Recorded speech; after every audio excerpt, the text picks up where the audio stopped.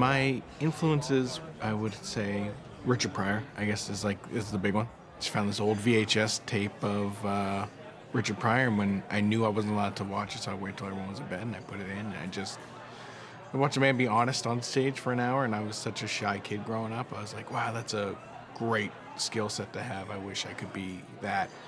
And then a couple years go by, and I discovered Eddie Murphy. And then I was watching Delirious with my grandmother, and just hearing her laugh, I was like, oh, I have to do this thing. Thank you very much. Very happy to be here. It's great to be here because I just moved in with my girlfriend not too long ago, which means I haven't pooped in months. So it is really nice to be on the other side of the country right now. I'm glad to be here. I love living with my girlfriend, but I'll be honest, I miss where she used to live. I like where we are now, but I miss where she used to live. It was so much more entertaining. She lived next to a school, so in the morning, you could hear what kids would say on their way to school. And I don't know if you guys know this about the current generation of elementary school kids. They're insane. They're little weirdos. They're too grown up. I don't like it. There was one kid, it was pajama day. So all the kids are walking to school in their jammies. And then you see this one kid walk by in some regular ass clothes. And he realizes, and he stopped in front of my girlfriend's window, and he just looks at himself and he looks at his classmates and he goes, oh, shit. I forgot my PJs! Which, first of all, how do you forget something you woke up in? Clearly, this is not your first trip around grade 3. And then I went from laughing to immediately being so annoyed because the kid just goes, oh, I need a chai tea. A chai tea? I'm almost 30. I don't even know what the hell a chai tea is. You need some fruit gushers and a purple nurple. Be a kid, man. The hell are you talking about? Like I said, I just turned 30. I celebrated my 30th birthday in Disney World, so now you know the kind of man I am. Love Disney, big Disney guy. My whole life, I've been a Disney fan. My favorite movie to this day is The Lion King. It's my favorite movie of all time. It's exactly. I don't know what your favorite Disney movie is, but if it's not that, you're wrong. I love Lion King. To this day, as soon as I hear that opening, as soon as I hear Nazavenya, immediately I get goosebumps. I want to cry. It just hits me on a spiritual level. I don't know why. It connects to me. I'm like, oh, it's because I'm black. They're speaking to black people here. They're speaking to the motherland. Like, as soon as I just want to go and punch a wildebeest in the face. I want to just Wakanda forever. I want to do it for Chad, like, immediately as soon as I hear that song. I love it. I love the Circle of Life. All this time, though, I never knew what it meant in English. I never knew what the English translation was for the Circle of Life. We now live in an age where you can find out stuff pretty easily. So I decided to do just that. I got out my laptop, and then I grabbed a box of tissues, because I'm like, I'm going to read this and start crying. I'm really going to feel this. And I type in Circle of Life, English translation.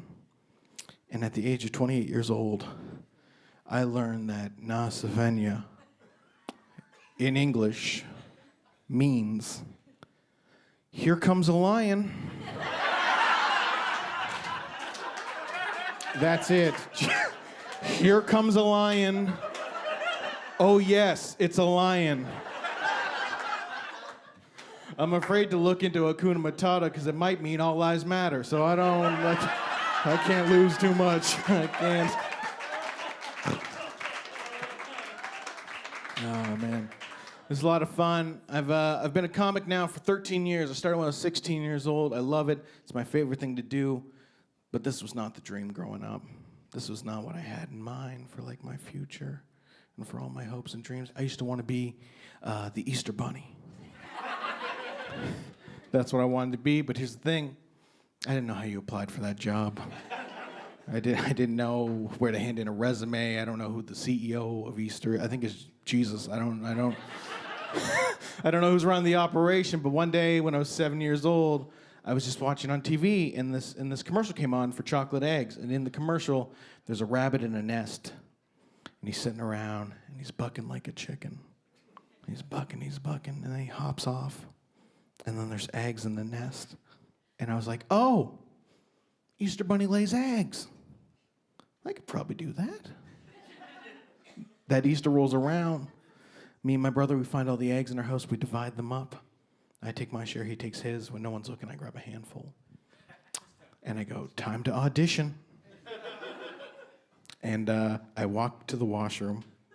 Some of you know where this is going. Give me credit. At 7 years old, I was like, this is a little messed up. I should probably do it in private. I go off to the washroom, I lock the door, pull down my pants, and I proceed to shove 3 Easter eggs up my ass, just hopping down the bunny trail. Here's how you know it's a repressed memory. Until I wrote this joke, forgot about that song. I get 3 eggs deep, and I go, time to deliver, and then I turn my butt towards the tub and just dump them in. Now, I realize Easter Bunny needs stamina. He's got to deliver to all the boys and girls, so I start gearing up for round 2. I get 1 egg in, and there's a knock on the door, and it's my mom. She goes, can you come here? The cops are outside. What crime have I just committed? Because in my mind, I went to Sunday school as a kid, so I thought God was watching me and was like, nope, not on my son's rebirthday. And I thought he called the cops on me, so I pull up my pants and I keep the egg in and I just start waddling down the hallway, March the Penguin style, and I get to the top of my steps and my little brother's down there and he goes, that's him, arrest him. And in that moment, I realized God didn't see me doing this, and my brother just called the cops on me. Because here's the thing, I'm 4 years older than my brother, so I used to threaten to call the cops on him. I didn't because I wasn't an idiot. But I'd always go, Brady, behave yourself, or they'll come and take you away like they did my last little brother. Like, it worked every single time. But when I was in the washroom trying to get a job for the family, he had his Rosa Parks moment, was like, enough is enough, a time for a change. So when they went, 911, what's your emergency? This 3-year-old kid went, and they're like, we got massive head trauma on the old Sackville Road. We got to get there fast. So these cops show up, and then they soon realize there's nothing really serious happening. So they start to give us the whole speech. 911 is for emergencies only. At that point, my brother starts crying because now he thinks he's in trouble and going to jail. And I start crying because there's an egg in my ass. And it's starting to melt. Cop sees us cry and goes, boys, please, no one's going to jail today. And he reaches in his pocket, and then me and my brother both flinch, because that's usually where it goes wrong for us. And I don't write the news. He reaches in his pocket, and he goes, boys, here's some eggs. Happy Easter, 911 emergency only. And he turns around to leave. As soon as he leaves, I go, thank God. Egg pops out of my ass, rolls down my pant leg, hits the steps, bounces twice. Cop hears it, turns around, looks down at the egg, looks up at me, and goes, is this for me?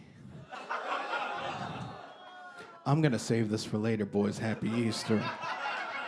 Some of you are absolutely mortified right now, but that's a beautiful thing.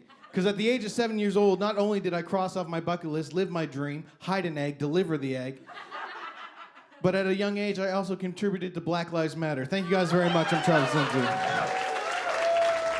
That was really fun. They were along for the entire ride. You know, all my confessions and ridiculous things, and it was it's I'm obviously filled with adrenaline right now. This is the part that I enjoy. I stress and I stress and I stress, and then it usually works out okay. And today was really good. Today was special.